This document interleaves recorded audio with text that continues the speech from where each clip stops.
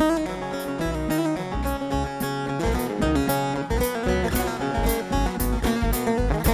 Kemal Şimşek'le düet yapalım.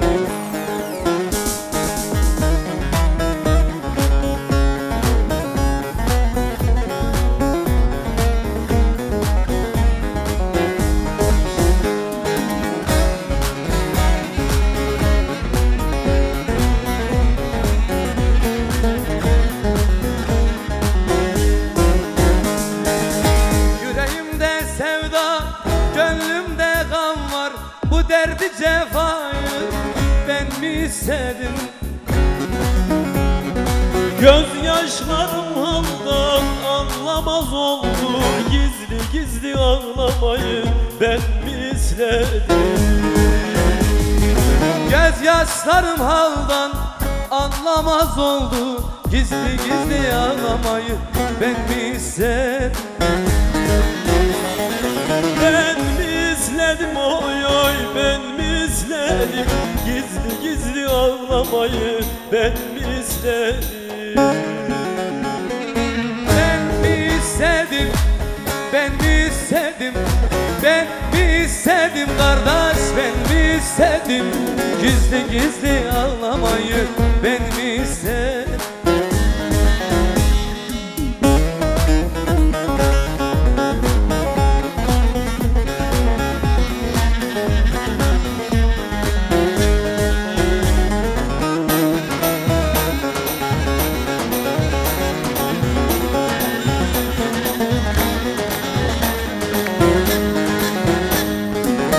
Çalılara dönmüş ömrümün gülü, baykuş fırsat bilmiş kovar bülbülü.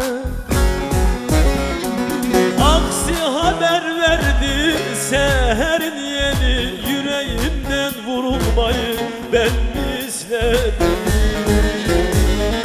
Aksi haber verdi Sivas'ın yeli, yüreğimden vurulmayı ben mi istedim?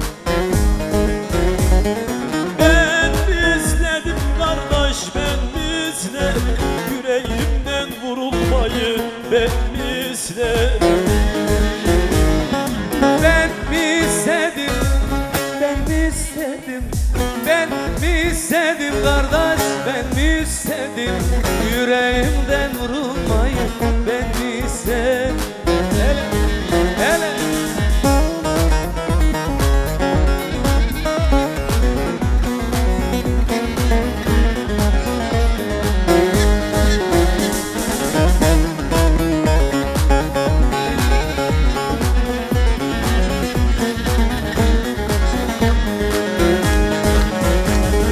Öz dilim hasretin eritti beni, birileri engelledi gülmemi.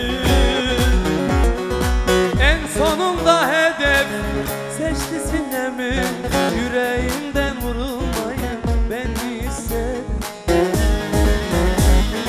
En sonunda hedef seçti sinemi, gizli gizli ağlamayı ben mi istedim? Ben mi istedim? Ben mi istedim? Ben mi istedim kardeş? Ben mi istedim? İstanbul'da yaşamayı, köyden ayrı yaşamayı, Sivas'tan uzaklaşmayı ben mi istedim? Ben mi izledim, ben mi izledim? Ben mi izledim kardeş, ben mi izledim? Gizli gizli ağlamayı ben mi izledim? Ben mi izledim, ben mi izledim? Ben mi izledim kardeş, ben mi izledim? Gizli gizli ağlamayı ben mi izledim? Yüreğimden vurulmayı ben mi istedim?